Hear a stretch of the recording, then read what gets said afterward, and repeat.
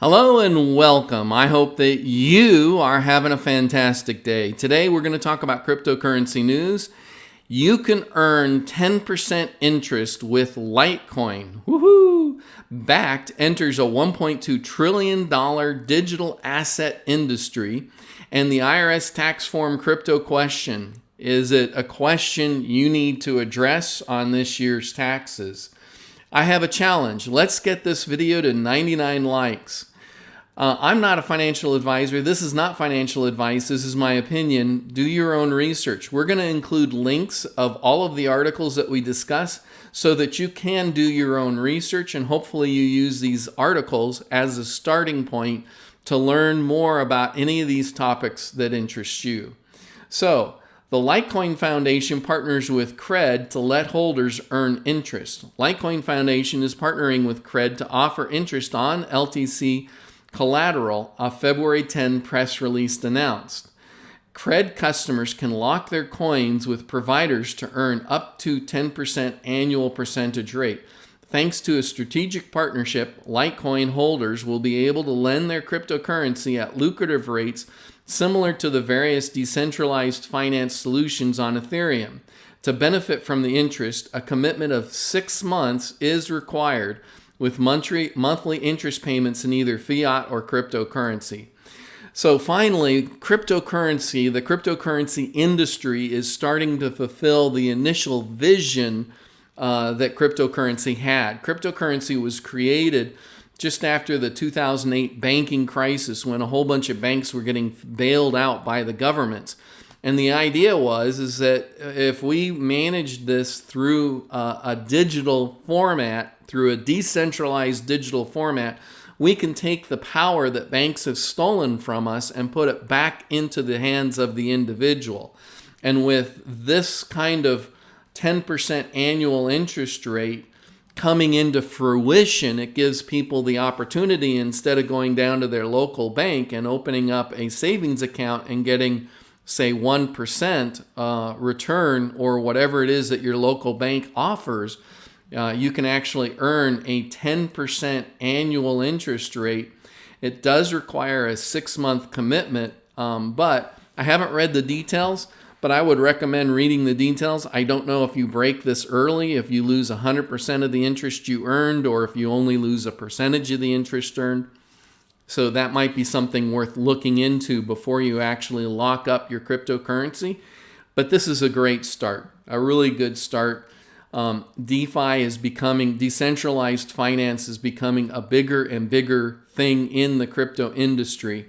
And it's going to benefit a lot of people when they're able to make a larger percentage rate from their savings, instead of the banks taking all of that profit from those interest rates. Now, Bitcoin platform Bakkt reveals plans to disrupt a $1.2 trillion digital asset industry with their new payments app. ICE is not the government agency for immigration, but ICE here stands for Intercontinental Exchange. Their ticker symbol on the New York Stock Exchange is ICE. The Intercontinental Exchange is the company that owns the New York Stock Exchange. And ICE also owns and was one of the 3 companies that founded the Bakkt exchange. So let's get into it. ICE says it's set to acquire Bridge2 Solutions, a platform that drives loyalty and engagement between brands and consumers. Bakkt will utilize Bridge2 to accelerate the development of a consumer payments app that converts and processes crypto payments around the world. And so Bakkt, because of their relationship with Starbucks, because Bakkt is a joint venture between the company that owns the New York Stock Exchange, Microsoft, and Starbucks. The 3 of them joined together, spent 4 years building the Bakkt exchange, and now Bakkt is announcing that they're going to have a payment app that you'd be able to use Bitcoin to go and buy coffee at Starbucks. But it's even bigger than that. Its partnership with Bridge2 Solutions will allow it to transform the $1.2 trillion digital asset industry, as Bridge2 Solutions powers loyalty programs for 7 out of 10 top financial institutions and over 4,500 loyalty, incentive, and employee perk programs for businesses across a wide variety of industries. Bakkt plans to wrap loyalty points, cryptocurrencies, gift cards, in-game digital assets, and other forms of virtual rewards into one seamless user interface, according to Bakkt Chief Executive Mike Blandina. With the launch of the Bakkt app, we will for the first time offer consumers a robust platform to consolidate and use all of their digital assets, from crypto to loyalty points to in-game tokens, in one user-friendly wallet. So that's pretty significant to have all of those kinds of digital assets, whether it's an in-game token or a digital asset that you have, say, in a game. Maybe you've got a particular weapon or a particular armor that you love in a particular game.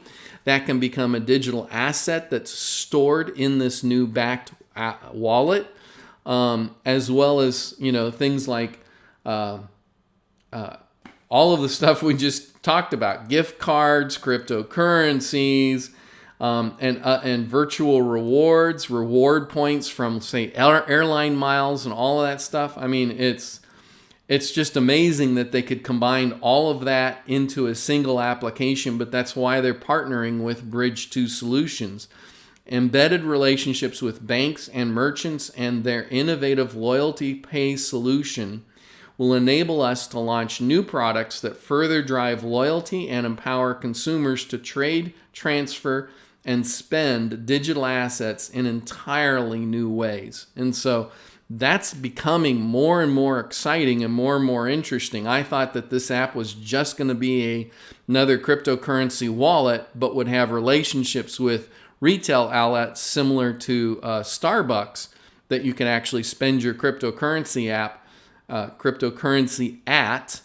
But it sounds like this app will be much bigger than just cryptocurrency. And so that's getting more and more exciting as they're revealing more and more plans for what they're building, and that they've established this connection, this relationship with Bridge2 Solutions. Quite interesting, and it should be quite exciting when it gets released in the coming months. They've talked about releasing it before July of 2020.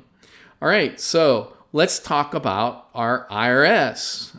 I know it's your favorite subject. I dread tax time and having to put together all of the paperwork to file.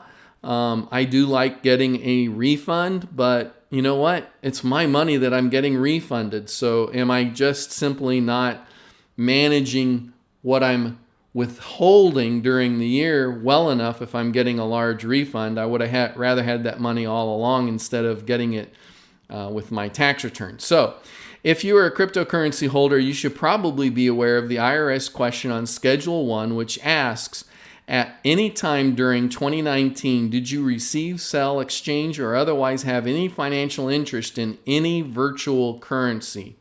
And so virtual currency includes any kind of cryptocurrency, regardless how you acquired it and regardless what you did with it in 2019. If you have or own any of the above or traded in any of the above, looks like you're going to be required to answer yes to this question. In addition to answering this question accurately, because if you don't answer it accurately, there can be some very stiff penalties, including possible jail time. This post discusses some additional steps you can take to avoid potential examination or audits by the IRS. Note, these are not required by the IRS currently, but best practices in my opinion.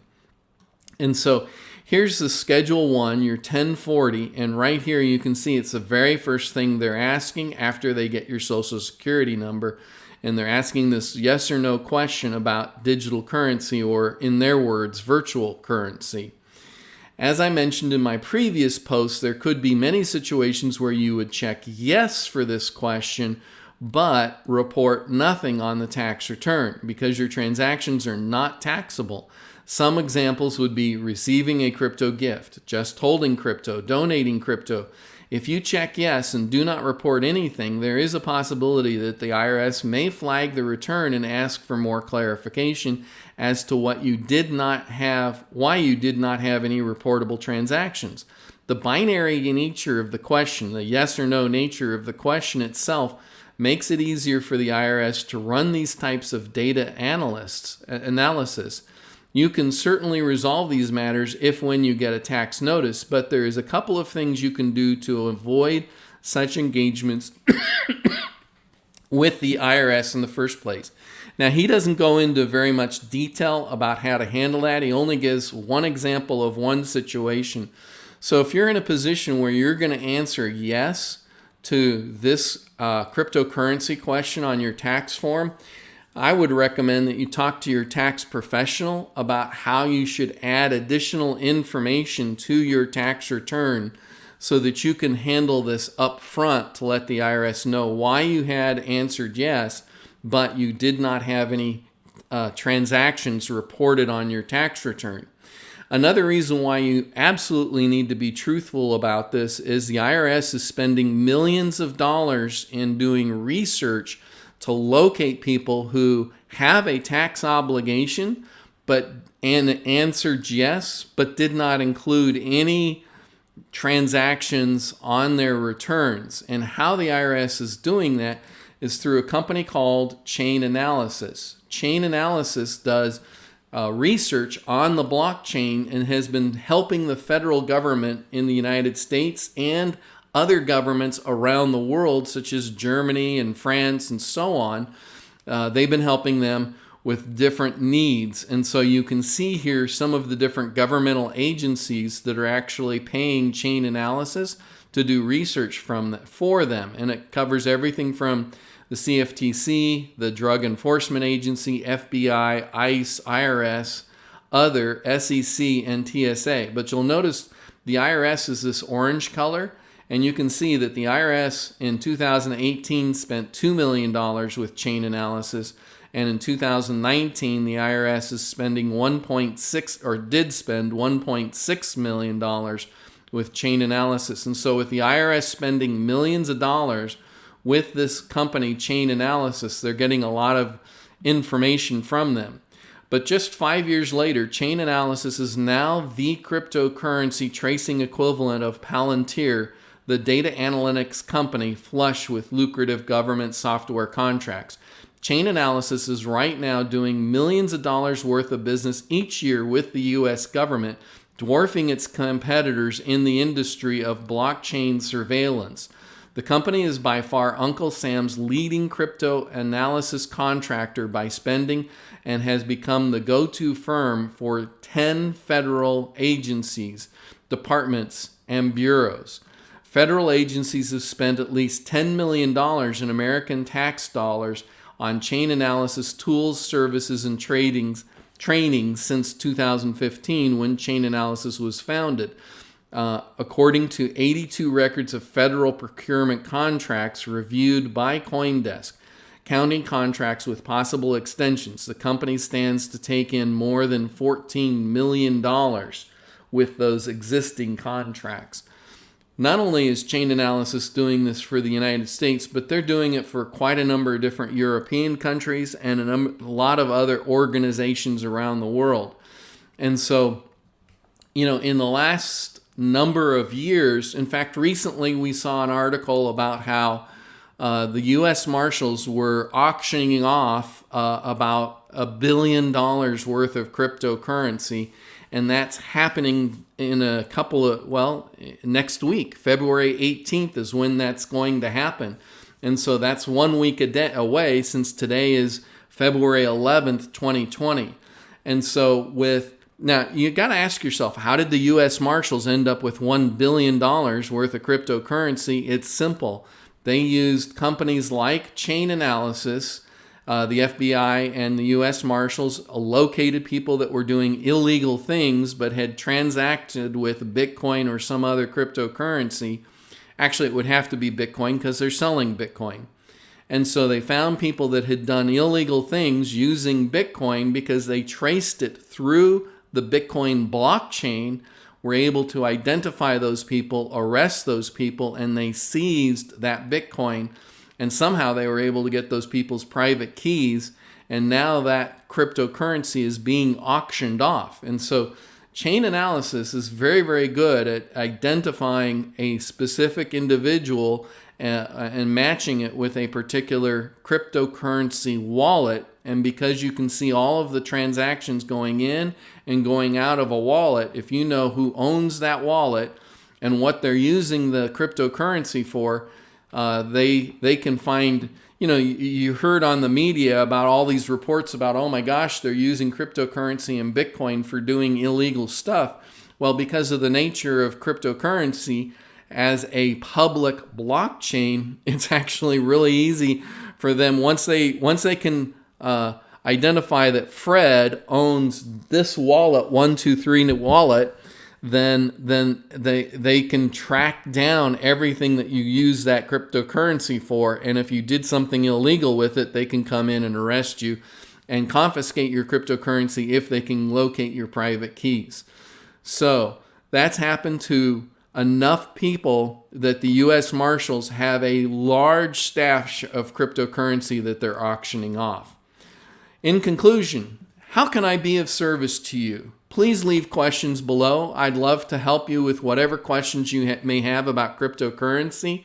If there's anything that I didn't explain well enough, or something that you have that's just a question that's been that you would like my feedback or comment on, even if it's not directly related to anything that I talked about in this video, please leave those comments below. If you disagree with me, I'd love to hear your polite disagreements. Look, you know things I don't know. I know things that you don't know. And when we share that with each other, we're going to grow smarter together. So I'd like to grow smarter together with you. So please leave your polite disagreements below, and we will learn from each other. In the meantime, like, subscribe, and hodl, and I hope that you have a fantastic day.